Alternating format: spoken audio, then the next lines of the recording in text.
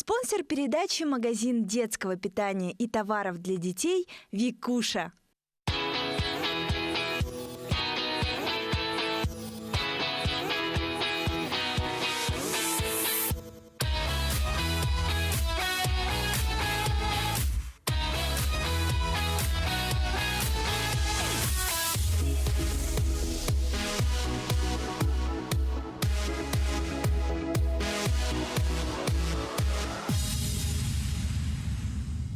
Добрый день, дорогие телезрители! Вы смотрите «Город женщин», и наша команда в составе Юлианы Ким, Кати Кириллиной и Марии Павловой приветствуем вас!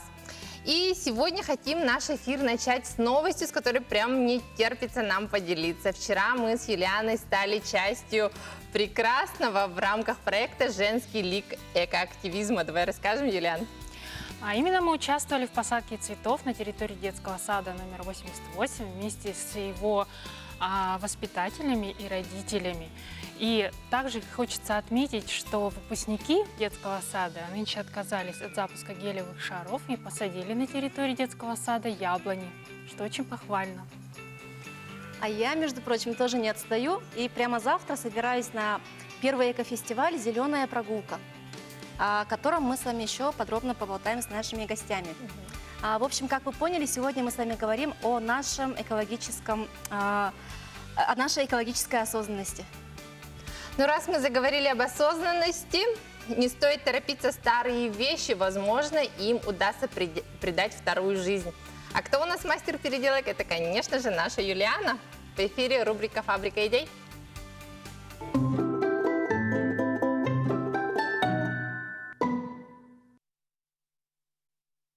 Так как наша передача сегодня посвящена экологии, то я решила сделать подделку из старых вещей, которые уже нам не пригодятся и уже непригодны в использовании. Как известно, сейчас уже мы не пользуемся дисками, дети наши не смотрят мультфильмы, мы не слушаем музыку, у нас все на флешках, либо в интернете, да? И поэтому, чтобы их не выбрасывать, не засорять нашу окружающую среду, я хочу вам сегодня показать, как сделать фоторамку из старых CD-дисков.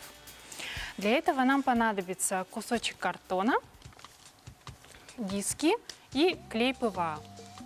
Картон мы нарезаем нужного нам размера, а диски мы нарезаем, чтобы они были неправильной формы. То есть мы берем ножницы, желательно большие. Они у тебя обычные, канцелярские или какие-то специальные? Обычные. И еще, знаете, я заметила такую особенность, девочки, что не все диски хорошо режутся. Некоторые диски прям сразу же трескаются, а на некоторых отходит вот эта вот пленочка, которая придает... Я даже не знаю, от производителя, наверное.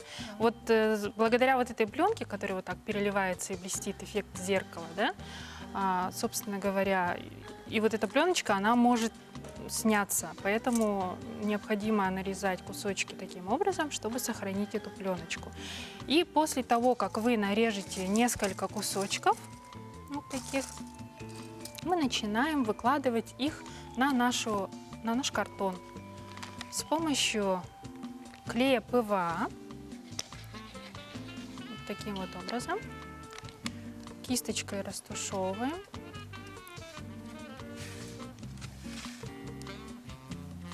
И в хаотичном порядке начинаем выкладывать наши кусочки, стеклышки, можно так сказать, да? Это как мозаичный, да, узор? Да-да-да, мозаичка. А тут в данном случае не обязательно, чтобы все элементы друг к другу прям подходили как пазл идеально, да? Потому что после того, как мы приклеим все детали, как раз-таки вот эти вот... места, которые у нас не будут проклеены, мы на них нанесем черную акриловую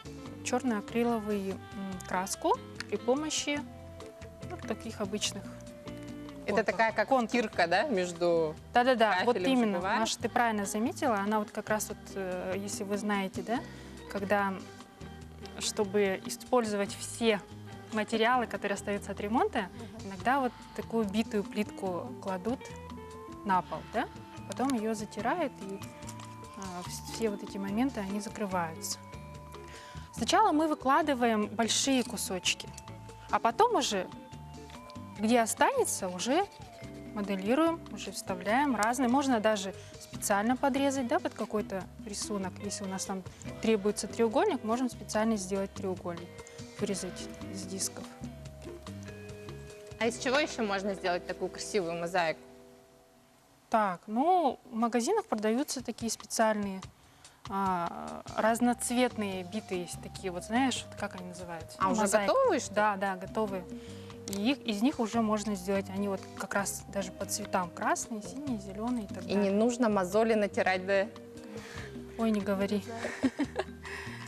Я вчера, когда резала эти диски, я вот не заметила, что, оказывается, ну, нужно же силу применить, да, физическую. Они не так-то просто режутся на первый взгляд, как кажется. Я, оказывается, себе натерла мозоль. Так. В общем, Вот чего стоит сделать, после- что-то придумать на фабрике идей. красота требует жертв. В общем, после того, как мы выложили все кусочки, нам нужно, чтобы наш клей подсох. Ну, примерно часа 2. Да? И только потом мы начинаем обрабатывать наши вот эти места контуром. Далее мы с помощью канцелярского ножа нам нужно вырезать отверстие под фотографию. Вставить, собственно, фотографию. С другой стороны приклеить еще один слой картона, и наша фоторамка будет готова. Сейчас в течение всей передачи я постараюсь успеть все это сделать и показать в итоге готовую нашу фоторамку. Здорово. Но мы, как обычно, ждем, что же получится у нашей Юлианы, и продолжаем наш эфир. И, как мы уже сказали в приветствии, наша Катя в эти выходные кое-куда собралась. И по этому поводу мы пригласили организаторов первого экофестиваля «Зеленая прогулка». Это Ирина Бугаева и Яков Захаров. Привет, ребята. Здравствуйте. Привет. Привет. Привет. Мы рады вас видеть. Спасибо, что позвали. Рассказывайте, что затеяли? Все началось с того, что я познакомилась с Яковом в Центре развития человека. И Яков мне говорит: Ир, давай сделаем какое-нибудь классное эко-мероприятие. Я говорю: Яш, я хочу собрать мусор, потому что в лесу по всем трактам их просто навалом. Вот. Но я хотела просто там небольшой компанией собраться и... Такие Да. друзьями. Да? Да, да, и убрать это. Но Яша смотрел на все это масштабнее и сказал: нет, давай побольше всего Да. сделаем. Я просто сам по образованию эколог, и больше 10 лет отдал в этой области, на самом деле. И проработал тоже в администрации города. Мы... То есть непосредственно знаешь, что творится у нас в знаю, лесах да, за городом. Да, и также занимался по работе тоже предприятий, по экологии, по этой части. И я просто понимаю, что есть нюансы, что люди хотят на самом деле убираться, но политика такая, что из-под палки идут люди в основном. И мы хотим просто сделать такое мероприятие вот масштабное, чтобы люди убрались, люди отдохнули. И люди вдохновились, самое вдохновились, главное, да. на дальнейшие действия. Вот мы... И главное, еще раз не намусорили. Главное, Да. добровольно. Да, Да, все верно. да, да. И вот поэтому мы решили как бы собрать все своими силами, все организовать без большой поддержки государственной, что ли, потому что мы хотели показать, что любой может сделать что-то большое, Было бы масштабное. желание. Да, было бы желание, все возможно. И вот это тоже было такой целью. Да, Это вот будет первый раз. Куда же вы собрались? Вилюйский тракт, 12-14 километр. Там очень много мусора, потому что некоторые недобросовестные, наверное, да, вот водители грузового автотранспорта просто не довозят до полигона. Ну, точнее, даже не сами водители, как Ну, да. владельцы вот, вывоза мусора, сдачи, они... Ну, мне это Яша рассказал, что они не довозят, в общем, куда надо, потому что за это надо Оказывается, да? платить, и они выбрасывают это. Потому что я увидела очень много строительного мусора, всяких таких вещей. Я говорю: Яша, откуда это здесь? Как люди вообще доносят? И вот он мне рассказал про это. Можно, пользуясь прямым эфиром, сразу обратиться к нашим Не делайте телезрителям, да? Пригласить, позвать, призвать. Да, мы очень рады будем увидеть всех, всех желающих подъехать, кто может на дачах там недалеко к нам дойти пешочком. О, прям острый интерес. Куда да? нужно Да. подойти, поскольку... Нужно приехать либо сразу на точку, 14 километр, где у нас будет общий сбор, либо, если у вас нет своего транспорта, то можете приехать на площадь Дружбы, и там будет рассадка по автобусам и выезд общий. В 11 часов сбор, да? Да, в 11 часов сбор А общий. начало в 12, да? Начало 12, да. Да, И 17. Это течение- завтра в субботу, это можно совместить приятное с полезным, Да, да, вылазку на И природу. причем программа же там очень насыщенная. Может, Да. расскажете более подробно, что там нас ожидает? Да, вот опять-таки Я прям в предвкушении. вдохновил меня, сказал, давай все соберем, каких-нибудь музыкантов. Я сразу подумала, кто у нас сейчас на хайпе? И вспомнила своих друзей, Уран, предложила диджей, им, по-моему. да, это диджеи, дуэт, вот, и они сказали, да, это классно, мы очень поддерживаем такие движения, хотим выступить. И потом уже с Домом музыкантов Дома начали музыкантов сотрудничать. будут музыканты у нас будут Вот, выступать. с ICA они нас тоже поддерживают информационно, и вот они на себя взяли записи, это тоже очень большой труд. Супер. Но главные, как бы, наши помощники, которые нас очень поддерживают, это Алмаз Кредит Сервис, где я же, в принципе, и работаю, собственно. Вот. С них Вот. все началось, Так, так сказать. много ли народу откликнулось на сегодняшний день? Уже больше 100 человек. Больше 100 человек, мы ориентируемся, что будет даже больше 200, потому что люди не записываются, не Просто регистрируются, могут их приехать. просто приедут, да. Потому что даже среди моих друзей, они говорят, а что, нужно регистрироваться, что ли? Зачем? Типа, мы приедем на своей машине. Но все-таки желательно зарегистрироваться, чтобы мы понимали, что сколько человек придет, какой у нас будет фронт работы, чтобы все могли плодотворно... Это вы даже логотип придумали, да? Лисенка этого Вот, мила. да, вот Лисенка, да, это я тоже, у меня был Ира. какой-то порыв, я решила, что что-то нужно классное тоже добавить, какой-то символ, и мне помогла, опять-таки, моя подруга Лилиана Ермолаева, и она разработала нам вот такой вот классный символ. Да.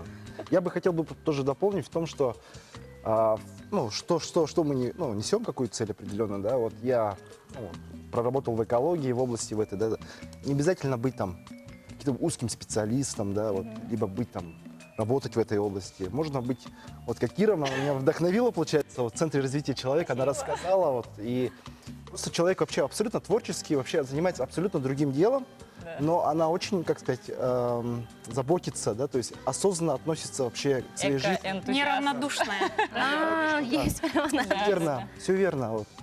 И чем больше таких людей будет, на самом деле, потому что это не просто же уборка мусора, да, вот что мы несем. Конечно, было бы очень хорошо, если люди бы выезжали бы, да, вот на природу, плюс бы убирались и потом бы уже отдыхали. Свой пикничок. А вы там. хотите Ничего. это сделать на постоянной основе, да? Да, мы вообще планируем то, что это будет какой-то ежегодный фестиваль, но, с другой стороны, не хочется, чтобы Да. постоянно убирать. Получается, мы как бы предполагаем, что будут продолжать мусорить. Нет, возможно, мы как-то поменяем формат, но сейчас вот главная цель — это уборка, очищение леса. Да, и, конечно же, сама программа, то, что будут выступать Да. эко-спикеры, Да. да, потому что они будут рассказывать про опасность отходов, куда мы идем вообще вот с такой нашей политикой потребительской, то есть. Поэтому эко-просвещение тоже важная вещь этого фестиваля. Здорово, спасибо, ребят, что вы придумали, затеяли, вдохновили друг друга и собрали столько народу Да. вокруг себя, да? Да. Желаю, чтобы завтра присоединилось еще больше народу. Конечно, Спасибо все приходите, будем Ждем. ждать. Да.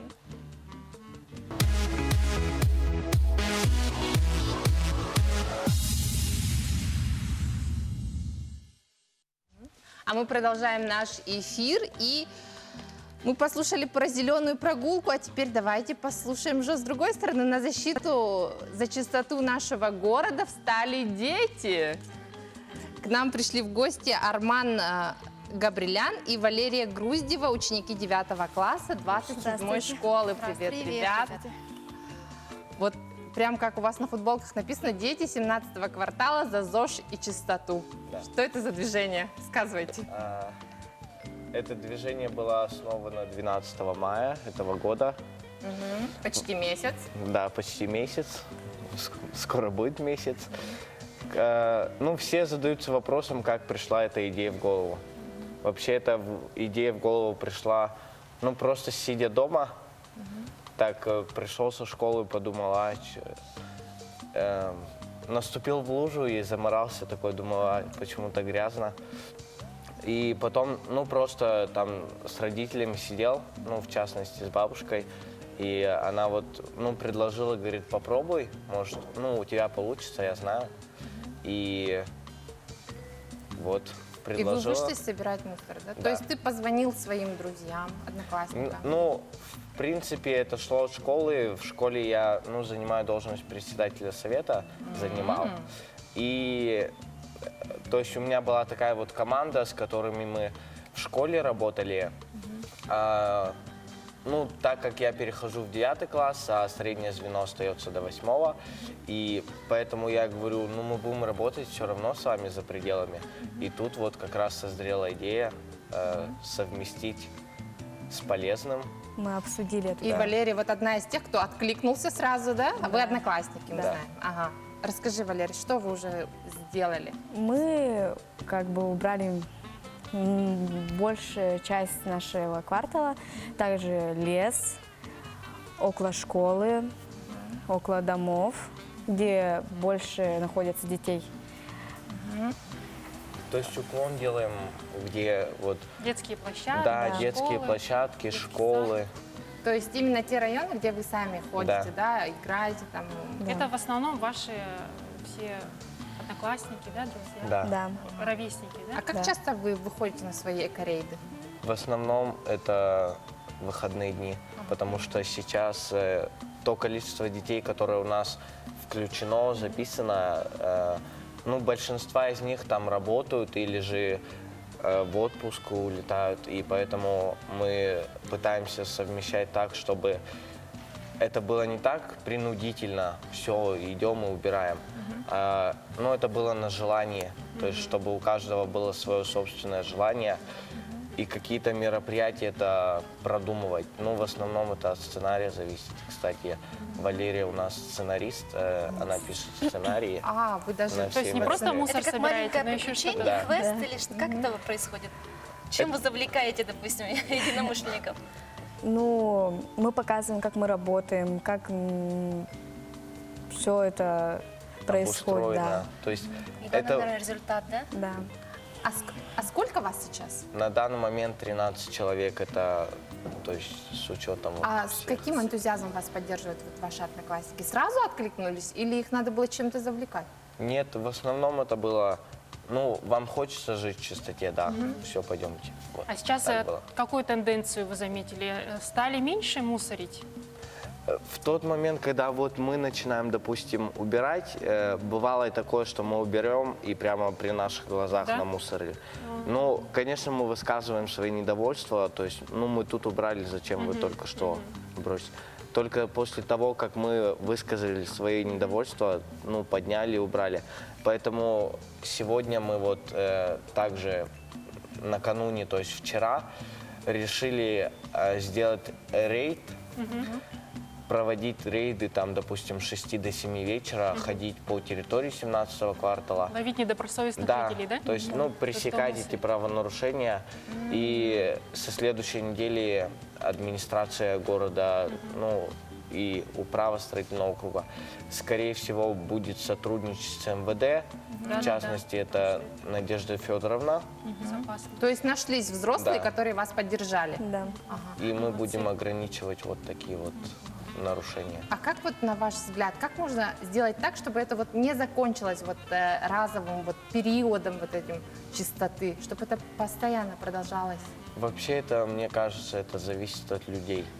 Если, вот, допустим, возьмем 17-й квартал, люди говорят, сносите нас, сносите нас, сносите. У нас тут грязно, у нас тут это, но Ничего не они зависит же от это нас. сами делают. Да, да. Жители будут Да. одни и те же, даже Да. если будут там красивые новые дома. Самое главное это просто поддерживать, Вся чистота зависит от да, нас. лишний раз не бросить фантик, не знаю, семечки или что-то тому. И тогда уже, даже если ты не бросил фантик, уже чище. Спасибо большое, Лера, Арман, за вашу сознательность, за то, что вот все это затеяли. Мы желаем вам удачи. Большое спасибо. Спасибо.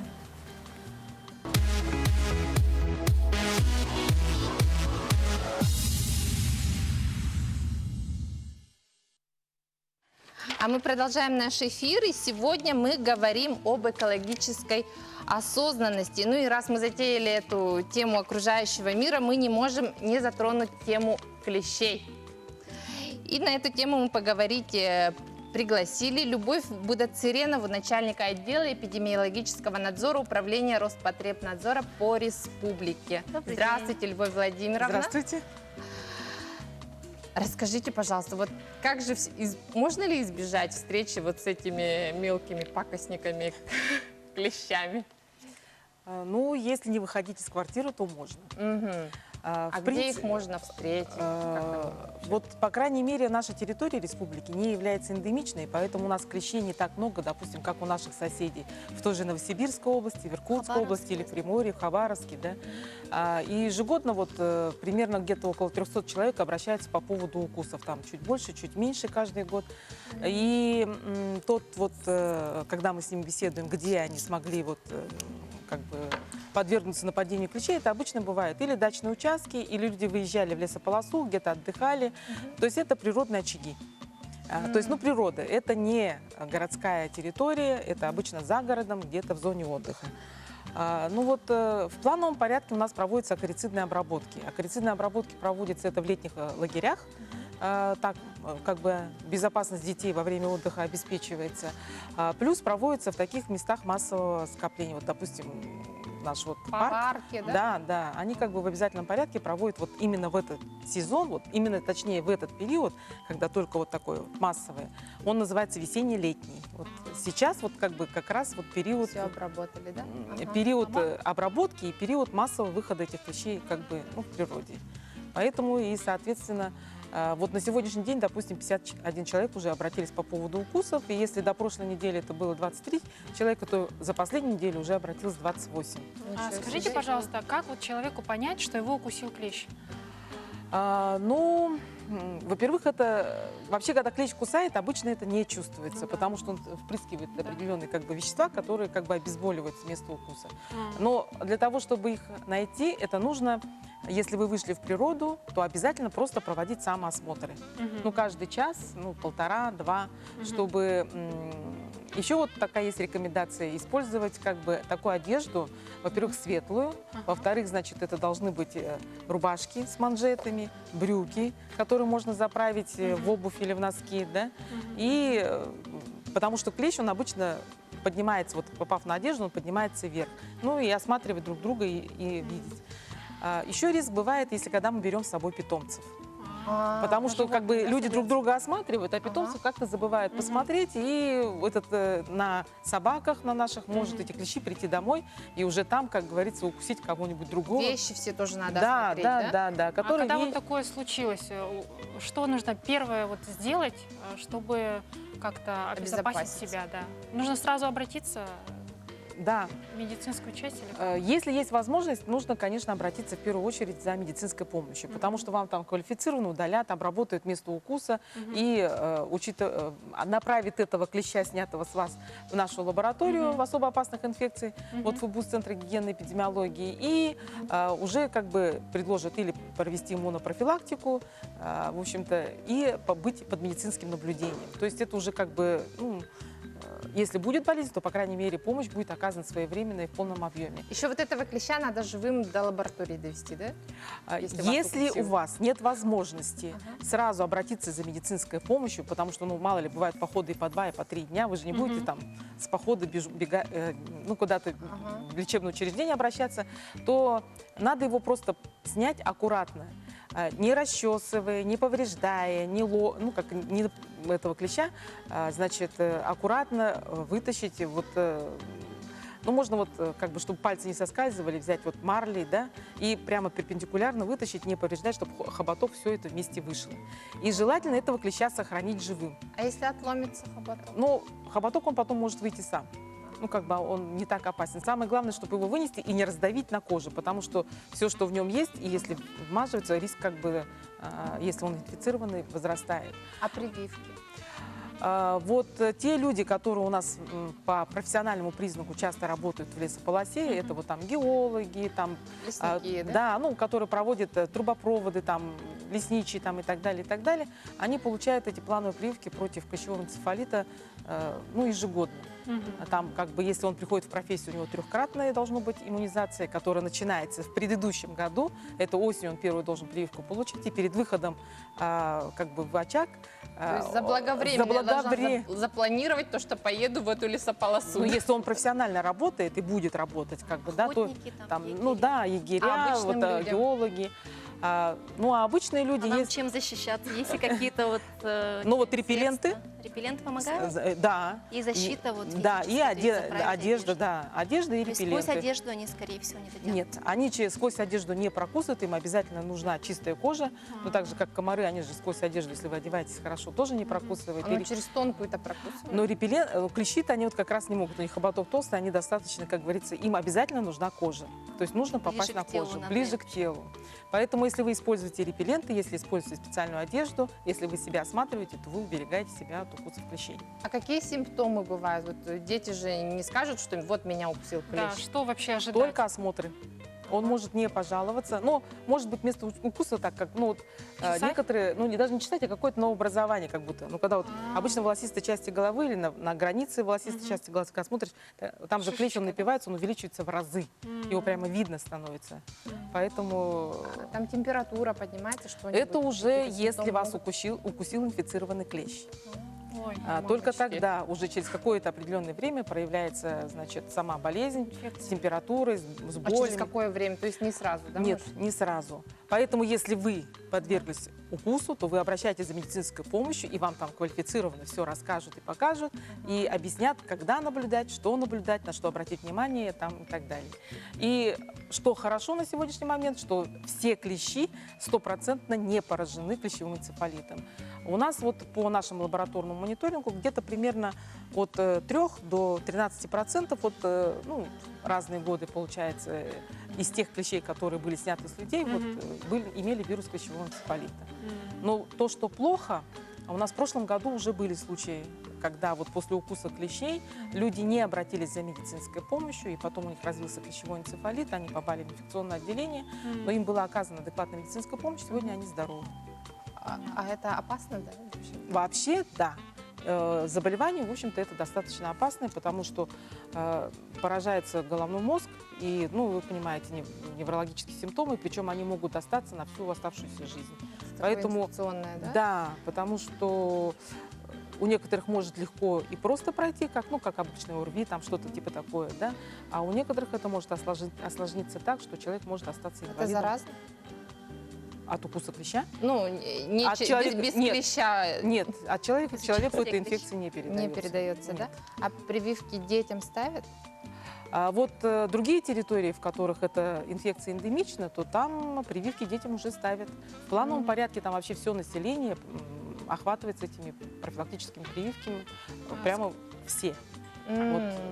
То есть как от гриппа, да? Ну да. Скажите, пожалуйста, вот когда мы были маленькие, я вот вообще не помню такого, чтобы кого-то укусил клещ, да? Их стало как-то больше у нас на территории или что? Почему такие участились случаи? Вообще клещи всегда на территории Якутии были. Были, да? Но территория Якутии, во-первых, очень большая. Это все-таки один из крупных субъектов Российской Федерации. А плотность населения очень низкая. Это первое, да? Второе, у нас все-таки вот для того, чтобы продвинуться к нам, ну, ограниченная территория была. А сейчас клещ продвигается. Почему? Потому что у нас идут трубопроводы, дороги. И вот среди тайги, получается, такая, появляется как бы трасса, по которой клещи потихонечку передвигаются. По лесу они не ходят. Они ходят только вот где кустарники, где Просто низкая человек трава. стал больше территории осваивать, Да. И он как бы тоже способствует продвижению этих клещей. Вот именно его трудовая деятельность, вот индустриализация наша, да, вот получается, позволяет ему продвигаться более в северные районы. Ну и плюс, наверное, еще чуть теплее стало, чем было раньше. Тоже, в общем-то, это, наверное, Условия благоприятные. более благоприятные условия стали, да. Ничего себе. Спасибо большое, Любовь Владимировна, за столь полезную информацию. Я думаю, наши телезрители учли все, будут теперь штаны в носки заправлять. Спасибо вам большое и желаем вам удачи. Спасибо. А мы прервемся на короткую рекламную паузу.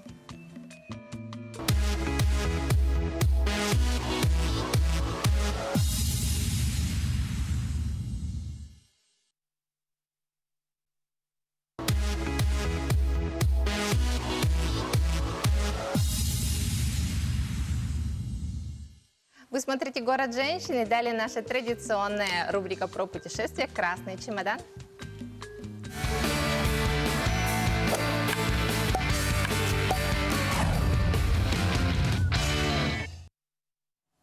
Всем привет, мои дорогие любители приключений. Рада сообщить, что наш проект «Путешествуем с красным чемоданом» подходит к концу. И сегодня мы готовы подвести итоги по нашему марафону. Давайте я напомню, о чем идет речь. Принимали участие 2 семьи, прекрасные семьи Лонгиновых и Мильвет, которые на протяжении практически 9 месяцев накапливали в семейный бюджет средства на путешествия, выполняя при этом простые задания, которые позволили им экономить, там, накапливать, сберегать свои личные средства. Ничего себе, уже 9 месяцев. Практически, да. Рождение человека могло бы случиться за это время, да? Напомню наше задание. Первое, что они должны были делать, это научиться откладывать из основного своего дохода. Это может быть зарплата, пенсия, стипендия, любой регулярный доход, который вы получаете ежемесячно. Следующее задание у нас касалось поиска возможностей дополнительного дохода. Это может быть монетизация хобби, это может быть какая-то реализация ваших талантов, либо другие, даже если вы считаете себя абсолютно бесталанным человеком, допустим, ну, таксовать по пятницам, либо там что-то писать, тексты, да. В общем, вариантов очень много, то есть тут простор для фантазии просто не иссякает. Следующее задание у нас касалось экономии. Моя любимая тема – это бережливое отношение к нашим личным финансам, уважение к своим деньгам, к своему труду.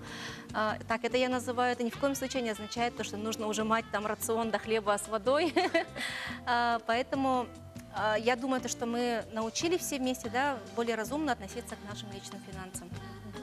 Так, и 4-е задание, так у нас касалось расхламления, тоже довольно интересный такой процесс, то есть когда у вас в гардеробе, в шкафах, в антресолях, на балконе залежались какие-то неплохие, качественные, вполне новые вещи, от них стоит избавиться. Уж поверьте, если вы ими не пользовались, например, ну, больше года или там больше 2 лет, например, В каждом да? шкафу, наверное, есть такие Скорее вещи. всего, вы ими пользоваться так и не будете. Почему бы не освободить, их распродать и освободить место для чего-то нового, например, для вашего какого-то прекрасного путешествия. Итак, я хочу сообщить, что параллельно я выполняла эти задания тоже лично и накопила также призовой фонд, который Сколько у тебя получилось за 9 я месяцев? накопила, да, вот как и наши семьи, мы накапливали все по 100 тысяч. Я тоже накопила 100 тысяч, получается, начиная с сентября. И вот так вот он у нас выглядит, наш призовой фонд. И сегодня мы будем, конечно, делиться с нашими участниками. Я думаю, они принесут немало радости в их семейную жизнь. Вообще, почему путешествия, да? Почему финансы и путешествия, как они вообще связаны? Я считаю, что путешествие – это такой процесс, который вот развивает человека любого возраста, любого склада ума и так далее. Да? То есть я вообще даже рекомендую начать путешествовать с детьми с пеленок, чтобы они стали, вот эти поездки стали образом жизни, а не так, что типа праздник раз в 5 лет и прочее. Да? Если они будут учиться там летать на самолетах, переезжать какие-то дальние, допустим, расстояния, да, видеть то, что люди могут быть разные, языки бывают разные, то есть у человека сразу воспитывается Даже наша Якутия необъятна. Конечно, да.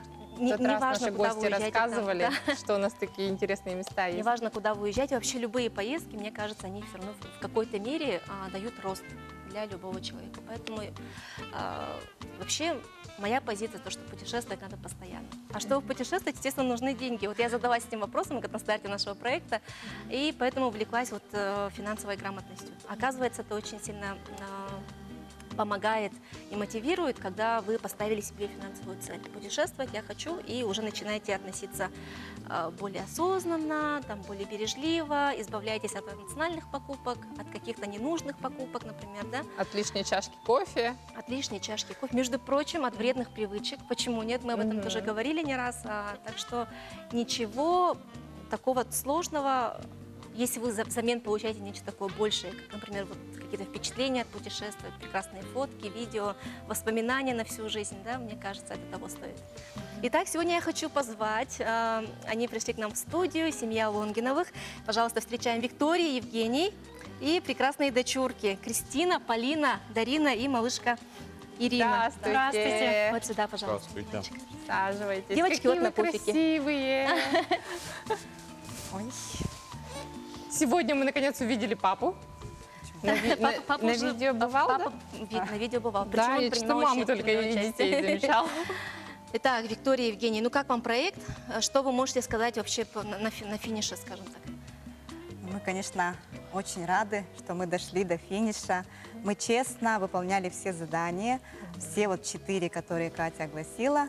То есть это из средств, которые приходят ежемесячно, да. А затем у нас идет экономия, да, по-моему, ага.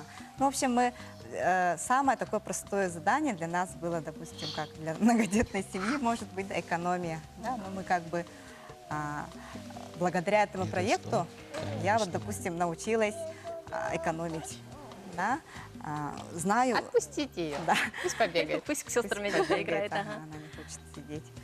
Так. Супер. Вот я хочу сейчас уже вручить сертификат, Спасибо. заслуженный приз, я думаю, да? Та-дам. Вообще я считаю, что проект у нас очень хорошо прошел, гладко, без сучка задоринки, все активно выполняли задания, отчитывались, поэтому я считаю, что будет справедливо, если приз будет поделен на равные части и вручен в одинаковом дошли, да. количестве на обе семьи. Так что поздравляю вас, вы можете воспользоваться услугами турагентства «Красный Спасибо. чемодан» на путешествие в Спасибо. любое время, обращайтесь. Я думаю, что вы с нами также поделитесь и планами на будущее. Куда едете? Да, куда вы едете? Ну да, мы планируем вообще Юго-Восточную Азию. Мы были тогда еще, когда были без детей, а теперь хотим уже с детьми. Я знаю, что вы постоянно берете с собой девочек везде. Да, мы везде берем, практикуем вот с пеленок, да, получается. То, о чем я говорила, вы тоже, да, такого да. же поддерживаетесь? Да, мы мне это, кажется? да, придерживаемся. Хотелось бы спросить у папы, не сложно вам путешествовать в окружении такой красоты? Да нет, не сложно. Очень просто. Куда вы ездили в последний раз? В последний раз мы ездили в Турцию, да? Турцию, да. Да. Всей компанией? В третий или Да. в очередной раз ездили в Турцию. Там мы и познакомились с вами. Ну, в смысле, вот оформляли путевку. Да, и там оформляли путевку познакомились, и через очень красный чемодан. Потом Да. созвонились, и очень легко Предложили вот этот семья проект, да, и согласилась мы на проект. согласились. Ага. Ну, вообще, в нашей семье это первый раз, когда мы накопили энную сумму денег. Да и вы мы что? благодарны как бы проекту, то, Да. что мы смогли это сделать. Вот ранее мы никогда, у нас такого не было, чтобы мы копили деньги, там, ну, практиковали как бы накопление. А до этого вы на путешествие откуда выделяли деньги? Отпускные, С отпускных, с кредитов, ну, как и Как-то любая так. семья, наверное. Более стихийно, Да, наверное, да. да? Да. Ага. Вы уже Я был- как 9 месяцев вы научились копить, да вы что Вообще, уже когда можете встал посоветовать? вопрос, как Ага. бы, как мы будем зарабатывать, супруга говорит, я буду проводить мастер-классы. Я про себя Творческие. такой подумал, какие мастер-классы, Вика, ты физик. Ну, и в итоге дошло до того, что она последний раз мастер-класс проводила 1 июня на площади Победы. Ого. Вот она мастер-класс. ловчилась, можно Я так помню, сказать. было среди одноклассниц, да? Да. Ага, сперва вот как бы в Что за узком кругу. мастер-класс? Нет, вот как раз-таки вот Юлиана Handmade? нам, да, хендмейд, да, А, творческий. Ага, супер. А вы чему научились? Что открылись? Но мы как практиковали дополнительный доход, пробовали там таксовать, там, ну, как и все, наверное. Ну, А я в большей, помню, когда большей степени, Евгений сам конечно, мы записал накопление видео. делали как бы заработной платы, М. то есть чего мы и ранее не практиковали. А Вот вот очень на- сложно было вот расхламление. Да. Да, у нас вот, вы сами видите, у нас очень много детей, да, то есть от них практически ничего не остается, поэтому мы не могли вот как-то что-то продавать или так вот. Самый такой для нас задание сложное, вот это вот расхламление. Расхламление. А вот Да. насчет сложности заданий. Было ли время, вот когда вы начали думать, да ну его, может, уже как бы завершим это все дело, бросим? Конечно, да, такое Было? было, даже желание все это вот закончить, да, Отказаться, да, ага. Ну, По а что- вечерам что бывало, послужило поддержкой, бывало чтобы- такое, что Ага. после работы приходим уставшие, там, после 8 часов, там, и А Вика тут еще Катя начинает... пишет, Катя да, пишет, отчет. Да, Где отчет, давай? видео надо А вот снять. еще там, и сложное так в том, далее. что, да, вот видео, отчет. Так-то можно, в принципе, Ну вы очень задание, творчески подходили, мы задание оценили. выполнять, да, Да. а вот видеоотчет еще и надо как-то креатив Вся наша команда добавить, всегда да. каждый раз с интересом ждала именно ваши видео. Вот. Вот это я уже как оператор стала теперь, и еще добавок ко всему этому. да. Монтажер, Да, монтажер и звукорежиссер. так далее. А вот девочки, как они, допустим, вовлекались в процесс? С радостью ли? Как вообще интересна им эта тема? Они, же там конечно, в курсе, свинку. вот у них есть специальная копилочка, да? Кристина, покажите-ка копилочку. И они туда клали Тоже копили, да? копейки, да, тоже копили, тоже они были в процессе во всем этом, да? Молодцы. Ага, еще мы купили Вот красный чемоданчик, да? А, это так как мило. талисман для нас, как, да? Эта хрюшка будет разбиваться? Конечно, будет разбита. Перед Мы поездкой соберем в перед море. поездкой, да, это же накопление их. А вот Свои же личные сбережения мы получить. сегодня говорим об экологии, да, об экологической осознанности. Вот вы когда выезжаете на пикники, как учите детей там, не мусорить? Ну, мы как сами, как образец, ну, в смысле, своими Своим действиями примером. сами убираемся, также и как пример, ну, Мгм. Ну, только простой так, пример. мне кажется. Только так. Насколько это Обучение важно, с миру. какого возраста это можно делать? Вот, с рождения человек начинает осознанно себя вести, не знаю. А с Мы чего всегда это за- нужно начинать, вот, чтобы ребенок научился за собой убирать? С чего начинать? Да каждый раз, мне кажется, просто надо говорить, там, показывать Ага. примером. Своим А примером в только. итоге иногда бывает, что дети, наоборот, замечания дают нам же. А, вот Да, мама, папа что что-то забыли, да, бросили. да. Такое тоже есть. А вы чувствуете себя звездами? Ведь вас каждую Звездами? неделю показывали по телевизору. И были такие случаи, что кто-то подходил и говорил, Да мы нет. вас видели? Нет, такого нет. И, Звезды мы как-то, ну, я сам лично, допустим, за все это время, наверное, пару раз всего лишь, пару раз посмотрел эфир, и все. Так, я даже не думал, что каждую неделю нас показывают видеороликами. А что делала Виктория? Каждый раз снимала. А там вот, да, этим я занималась я, честно. То есть папа был сильно не вовлечен, да? Нет, я почему? помню Нет, в смысле- видео, которое снял Евгений Да, он сам самостоятельно, снял, когда да. Виктория была супер занята. Ага. И мне отправили ролик, подписали, снял муж. Да, да, вот купил он у нас. То есть, мне кажется, очень важно вовлекать всех членов семьи в такой Конечно, процесс, потому да. что результат вы будете пожинать, плоды будете вместе. А что касается вот других финансовых целей, возможно, у вас какие-то наметки, да, вот появились, возможно, накопить на новую машину там и так далее. Будете ли вы использовать эти методы для каких-то других целей? Естественно, это как бы естественно, да. Мы уже до этого, я, допустим, не знала, что можно вот еженедельно накапливать, да? 100 тысяч 100 получилось, тысяч, да? конечно, получилось, да. Я Я отчиталась, Я Катя, всё честно, контролирую. да. Что То есть 100 это тысяч. реально, да? Да, это реально. Ну, я Оказывается, просто... реально. Если А вот вот, допустим, на чем можно, оказывается, экономить безболезненно, чтобы... Вот в каждой семье, наверное, есть скидочные карты. Вот. Ранее вот я, допустим, такого не практиковал, чтобы То есть не забывать при их, да? всех покупках вообще он- использовать скидочные карты. он не использовал вообще. Да. А то есть До тут, проекта. когда И в целая голове кипа сидит, дома то, что вот такая экономия лежала. равно заработал, да? Да. Тогда другой Да, да. Ой. Супер. Как здорово. Ну, да. Спасибо вам большое за то, что Вам вы откликнулись спасибо. на наш клич и приняли участие в нашем проекте. Спасибо за ваши творческие, да, креативные ваши видеоотчеты. То, что вот реально вы активно привлекали также всю семью, детишек. Желаем вам множества путешествий. Я Спасибо. искренне верю, то, что путешествия станут вашей семейной традицией.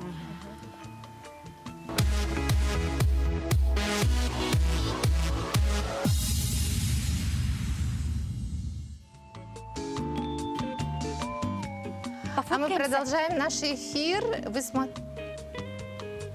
смотрите «Город женщин». И у нас продолжается «Красный чемодан».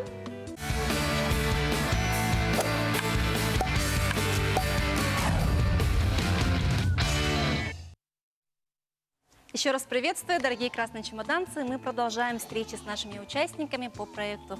И сегодня у нас в студии прекрасные Ольга и Оливия Мильвит, которые также принимали участие, добросовестно копили денежку на путешествие мечты. Ну, рассказывайте, как это вам удалось? Добрый день. Вообще я была очень рада началу проекта. Почему? Потому что раньше, до рождения ребенка, я это практиковала. Я ежемесячно откладывала определенную сумму денег для того, чтобы в следующий отпуск поехать куда-нибудь за границу. Да? Но потом, когда уже у меня появилась доченька, стало сложнее делать накопление. И после очередной поездки я подумала, что вот как-то все-таки не хватает.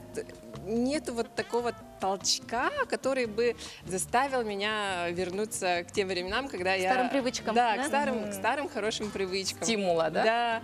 И когда я увидела в Инстаграм объявление о том, что запускается такой конкурс, я, конечно же, сразу подалась, потому что это действительно, я понимаю, насколько это важно, я понимаю, насколько важно иметь возможность ребенку, ну, мне тоже, да, увидеть другие страны, потому что это действительно очень помогает развитию, расширяет кругозор и стимулирует на какие-то дальнейшие действия. Дальше, возможно, успехи, высоты какие-то. Да. Оливии сейчас сколько лет? 6. А где ты уже успела побывать вместе Ой, с мамой? 7. В школу пойдешь? Угу. Расскажи, в каких странах ты была? Где ты была? В Таиланде, на Пхукете, в Турции, в Новосибирске. Ничего себе, да ты путешественница большая. Да, мы еще были где с тобой? В Китае, в Сингапуре, в Малайзии. Но география довольно обширная для семилетки, я вам скажу. Оливия, смотри, вот для тебя такой красная рамочка, где красный чемоданчик, с которым ты можешь полететь в любую точку земли, да, на 50 тысяч, Смотри, как воспользовавшись здорово. услугами красного чемодана. Спасибо Классно. большое. Куда поедете? Сразу вопрос. Ну, мы планировали съездить в Белоруссию, да, на тысячелетие Бреста, на юбилейное мероприятие, но его перенесли с июля на сентябрь. В сентябре у нас начинается 1 класс, поэтому сейчас пока думаем, еще до конца не определились. Неожиданное направление, если честно. Ну, у меня папа из Белоруссии. Поэтому, да, у вас Я такая была семейная. в последний раз в 6 лет в Беларуси, запомнила это очень... Какой-то для меня это была страна из книжки. Сказочная, да? Да, потому что Оливии примерно столько же, да? Было бы классно действительно съездить. Да. Ольга, а вы в походы ходите? К сожалению, редко, но я люблю. Мы с Оливией очень любим ходить, даже в путешествиях мы всегда предпочитаем, если расстояния не очень большие, то пешие прогулки. В парке. Оливия за собой убирает мусор? Оливия, ты за собой убираешь мусор? Да. Конечно. Молодцы. А как вот, Ольга, вы как родитель вообще, можно привить экологическую осознанность ребенку, даже взрослым? Личным примером. Вот, Исключительно личным да, примером. все родители, все Да. вот, мама с папой. Иногда, личным примером, мне да, во-первых, это личным примером, и иногда мы смотрим фильмы, к чему приводит то или иное действие. Например, очень показательно, когда мы с Оливией перестали бояться стоматолога после того, как посмотрели некоторые картинки в интернете, да, потом... Вот что касается даже заданий, да, допустим, смотря как ты их выполняешь, возможно, Оливка тоже, да, как-то приобщится к этому и тоже начнет копить денежку с молода. Да, у нее есть копилка тоже свой кошелек на мечту. А какое задание вот давалось сложнее всего? Отчеты. Заметили все? Отчеты, Ну, то есть ты хочешь сказать, что если бы не было отчетов, это было бы намного легче? Как перманентно, незаметно бы это проходило? Бы, да? На самом деле отчеты, хоть они и были самой сложной частью, но они были, скажем, такой стимулирующей частью. То есть мы всегда помнили, что вот в среду мы должны отправить отчет, а для того, чтобы отправить отчет, нужно что-то сделать, да? Не сказала бы, что было прям супер просто еженедельно. Одно дело, когда ты ежемесячно планируешь определенную сумму заработной платы, да, другое дело, когда тебе нужно на еженедельной основе и с учетом разных заданий мы придерживались, и было немножечко сложно, но мы все исполняли. Но возможно, да? Возможно, Спасибо да. большое, Ольга, Оливия, за то, что поучаствовали и отправляйтесь в самое интересное путешествие в своей жизни. Спасибо большое. Мы вас благодарим, а мы продолжаем наш эфир. И, как сказали уже наши гости, смотреть фильмы – это очень полезно. И далее наша рубрика про кино, фильмы об экологии.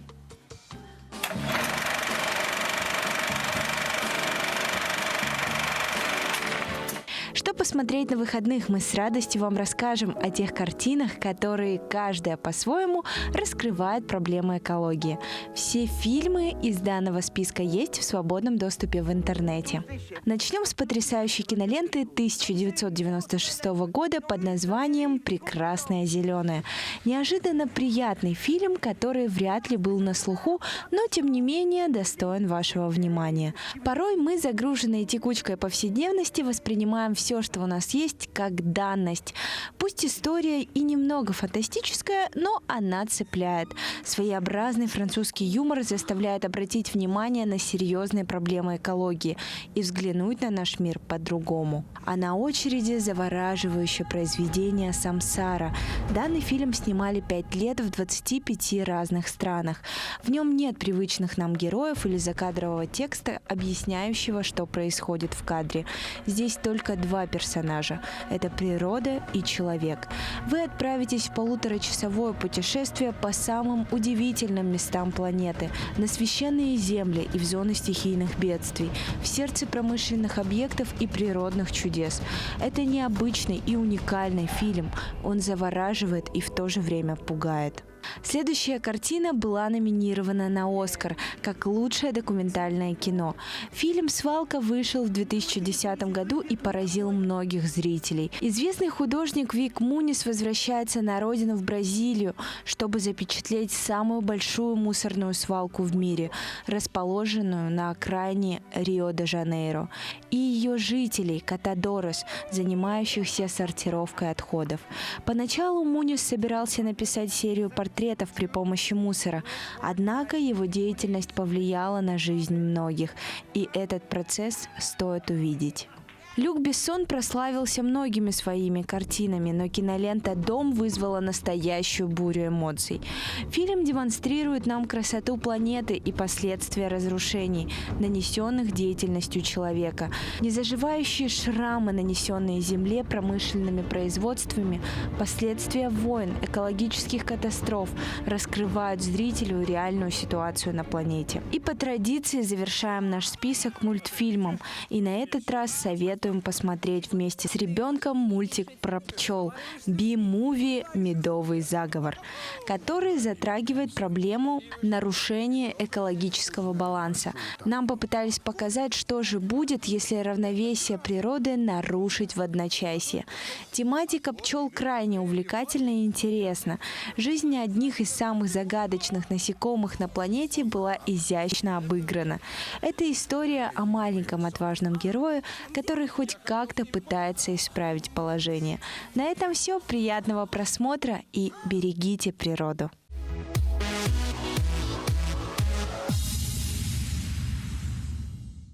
А мы напоминаем, что спонсор проекта «Город женщин» – магазин товаров для детей и детского питания «Викуша». Так что следующая информация будет исключительно для мамочек и будущих мамочек. Ведь нет ничего прекраснее и экологичнее и полезнее, чем грудное материнское молоко. И тут нам обязательно нужен хороший помощник. Все мамочки, думаю, меня поймут. Ведь иногда молоко удобнее хранить в бутылочке. Philips Avent с принадлежностями Ultra Comfort обладает особой конструкцией, которая позволяет сцеживаться в удобном положении. Еще бывают молокоотсосы «Маман», не требующие электропитания, что очень удобно брать с собой на выезды. Молокоотсос ручного типа двухфазный Pigeon. И также доктор Браунс тоже будет очень полезен при невозможности непосредственного грудного вскармливания.